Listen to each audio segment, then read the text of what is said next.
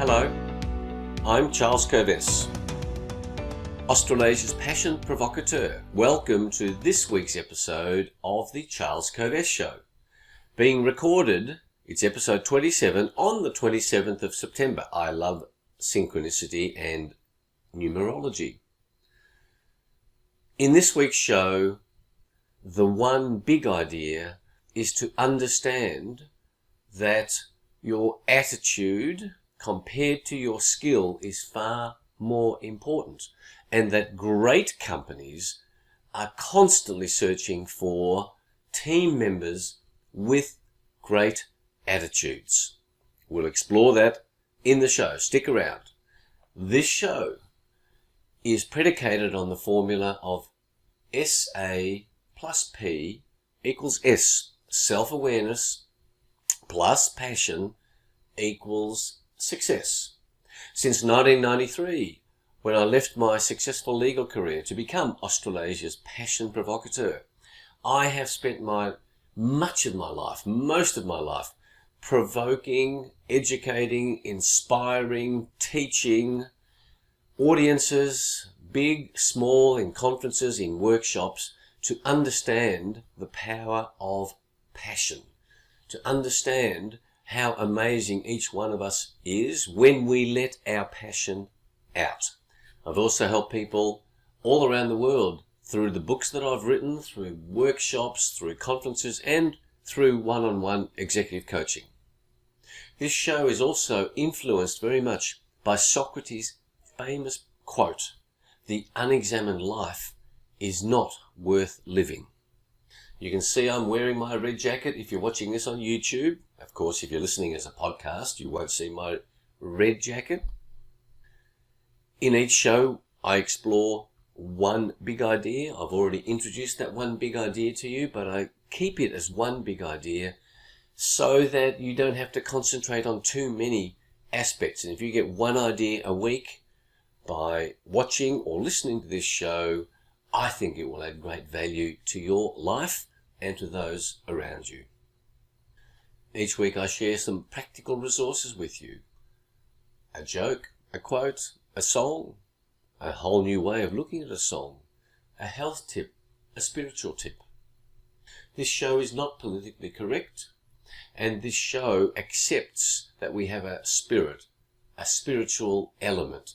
The human spirit is so amazing. So there is a spiritual element to the ideas that I'm sharing with you, not just a mental and physical element. So, before we get to our big idea, what's happened in the past week since episode 26? Well, Julie and I have had the joy over the last 7 days of shifting 2 offices and our home into new premises, and all of you will know what that means, how time consuming that is, the new muscles that we find, all of the nails on our hands that are broken, the rough hands, the joy of throwing out crap that we no longer need, the surprise of throwing out stuff that you think you don't need, and then you say, gosh, where is that? Anyway, it's 98% done, and those of you who have done it, which is most of us, understand what a joyless task it is. But, and it's not so much joyless as it interferes with everything, but I'm quite confident that for both of us, it will make us much more effective. During the course of these shifts, our Victorian government has continued to show its incompetence, ineptness, and I accuse the Premier and his ministers of lying, because they have all turned up at this inquiry that the government initiated, and they all say they don't know who made decisions.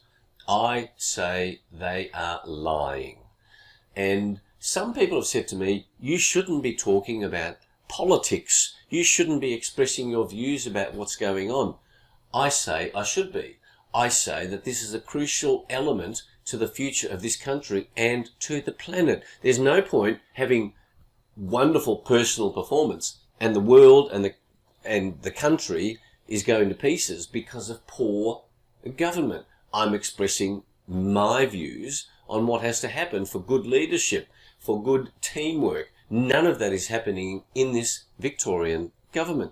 The federal government in Australia and federal governments around the world are very variable in their performance, but the Australian federal government I'm also critical of, because it is enabling the Victorian government to do its outrageously bad performance by saying nothing about it, by Scott Morrison, the Prime Minister, wanting to appease Daniel Andrews.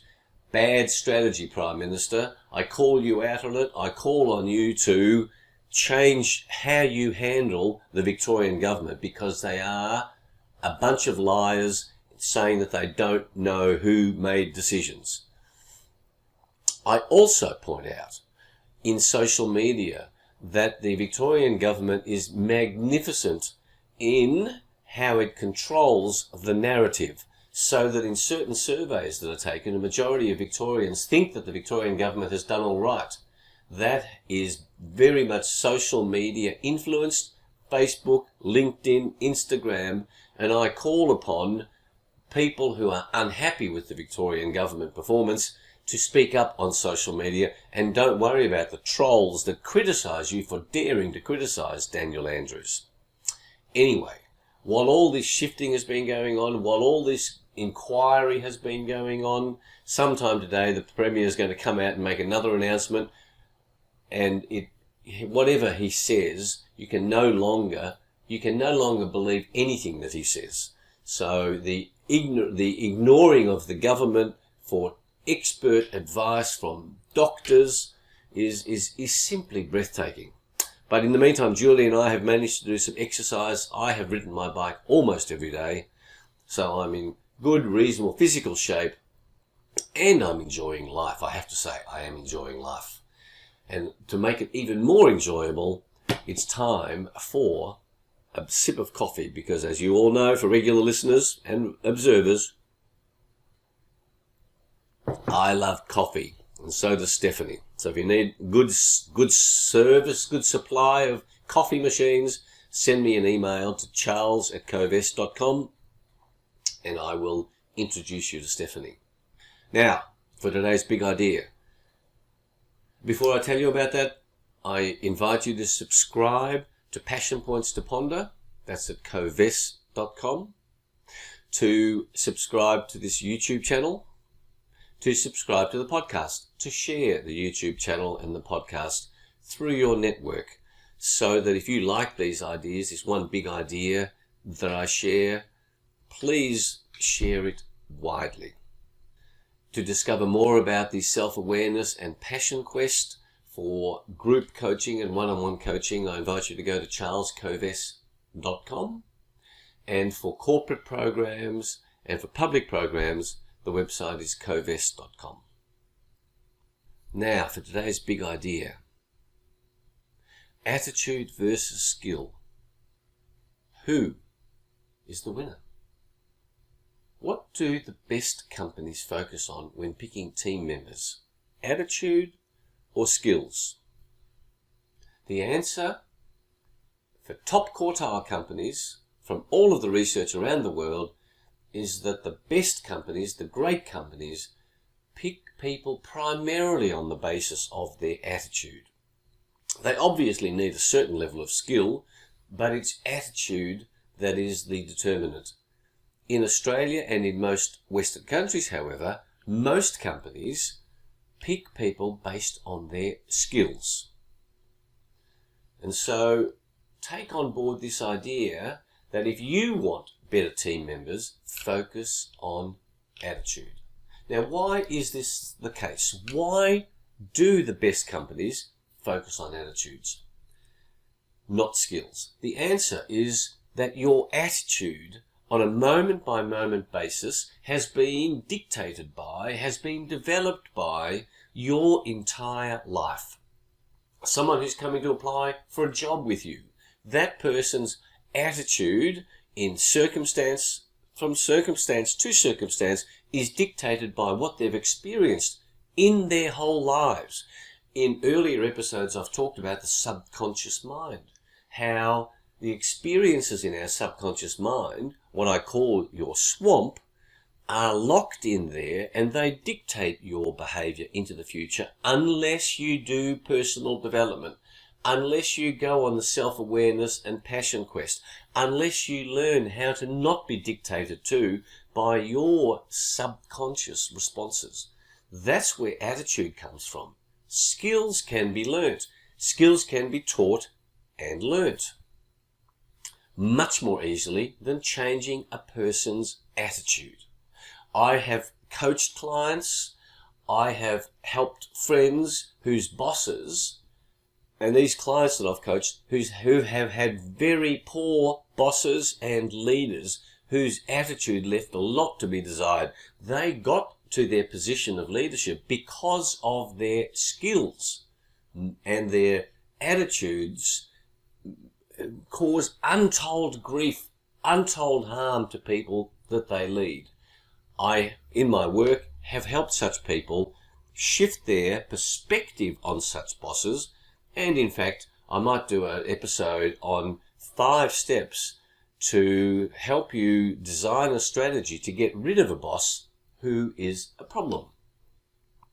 Now, this dichotomy of attitude versus skills applies whether you're hiring somebody or whether you're applying for a role or whether you're a consultant providing your services.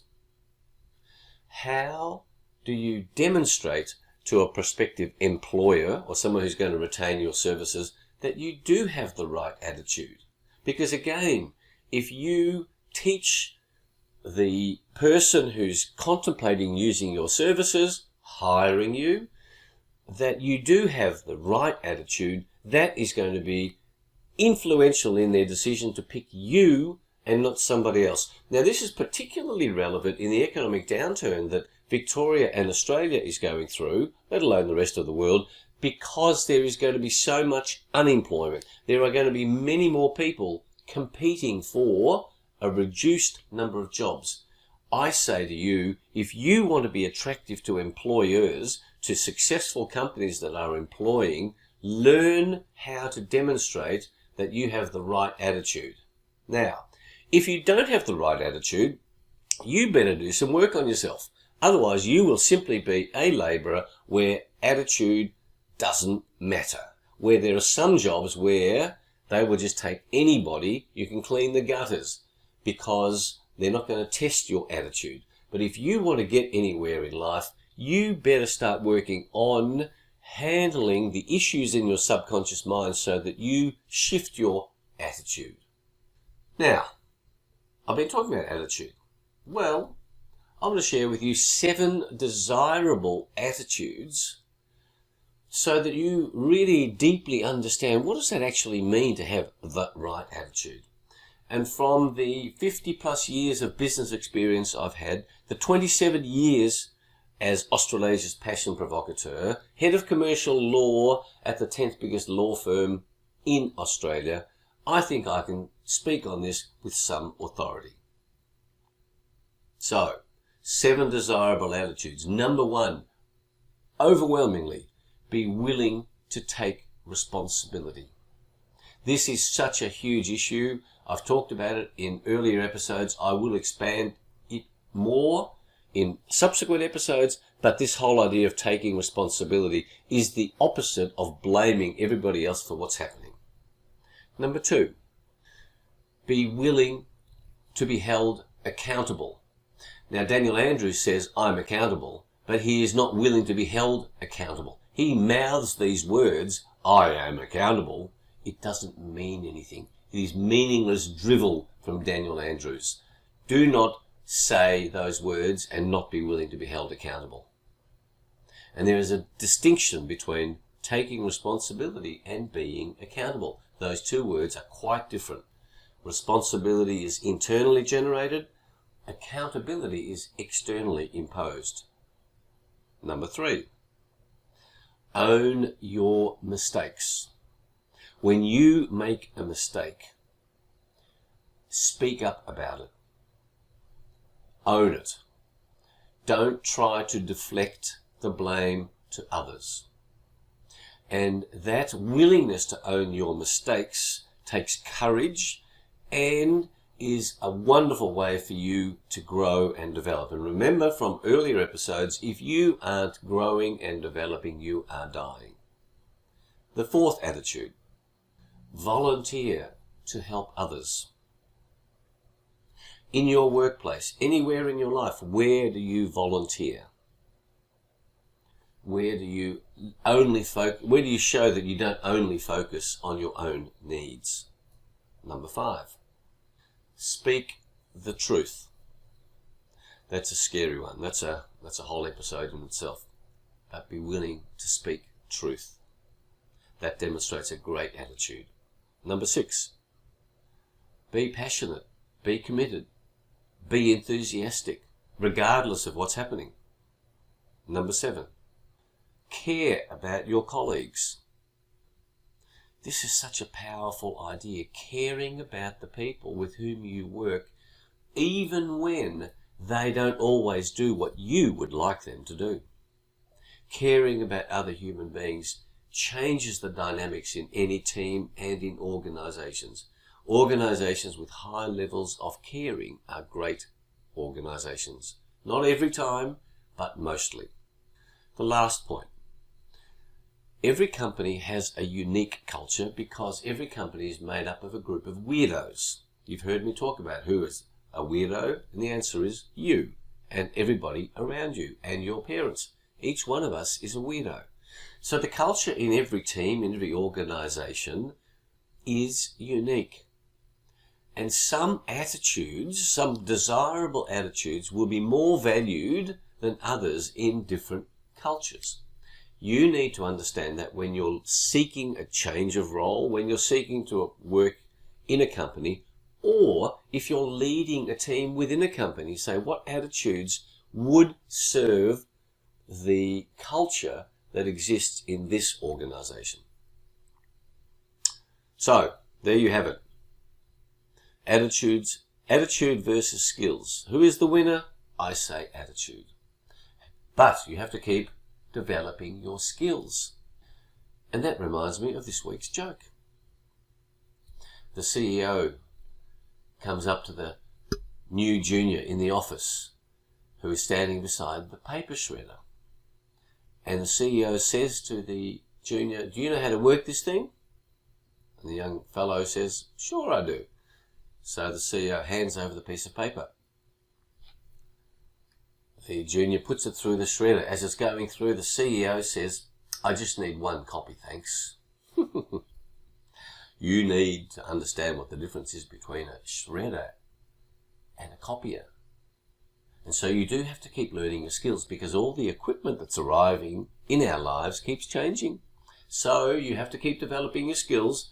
Don't ignore your skill development, but attitude is the winner. My song for the week, when I'm talking about attitude, is that wonderful song sung by Frank Sinatra, High Hopes. Next time you're found with your chin on the ground, there's a lot to be learned, so look around. Just what makes that little old ant think he'll move that rubber tree plant? Anyone knows an ant can't move a rubber tree plant. But he's got high hopes. He's got high hopes. Listen to that song, High Hopes. Just imagine if every day you wake up with an attitude of high hopes. When you listen to this song, reinforce in it your attitude of having high hopes. It leads to my quote for the day by the famous Zig Ziglar. It's not what happens to you that determines how far you will go in life. It's how you handle what happens to you. And that, my dear viewer, listener, is a matter of attitude. My spiritual tip for you is this. Volunteer to do something in your community. Give of yourself to your community in some way. My health tip for you is to learn new techniques for breathing. You do not breathe perfectly. What would that look like? There are exercises like pranic breathing, like box breathing. Take an interest in the way that you breathe, because most people are low on oxygen. And oxygen and the way you take it in is a crucial determinant of your energy levels. And your energy levels are crucial factors in your productivity and the value that you can add to the organization you work for, to the people around you. So, we're just about done. Think about how this week's big idea can be used by you to transform your life. In this show, I want to provoke you and motivate you so that your desire to live a magnificent life constantly builds, so that you can make the contribution to this planet that you deeply, deeply are passionate about. I again invite you to visit our websites, covest.com, charlescovest.com. Covest.com for public programs and corporate programs. If you want online coaching with your teams, get in touch. And for the self-awareness and passion quest, to take you on a quest of discovering more about yourself that will help you live a life that fulfills you and nourishes you, come to charlescovest.com. My books are available on the website, Passionate People Produce and Passionate Performance. My next books are getting close to completion, so I'm looking forward to announcing when that's coming. That book is Regeneration, the first one. There are a number after that, but Regeneration is the next one to be released. Subscribe to Passion Points to Ponder. Subscribe to this YouTube channel and to the podcast. I thank you for listening and watching. And until next week, may your week be full of passion, full of challenge, full of laughter, full of a deep awareness of whatever happens to you. Like Zig Ziglar says, it's your attitude to what happens to you that will determine how you experience this week. I hope you have an amazing, sensational week. Thanks and bye.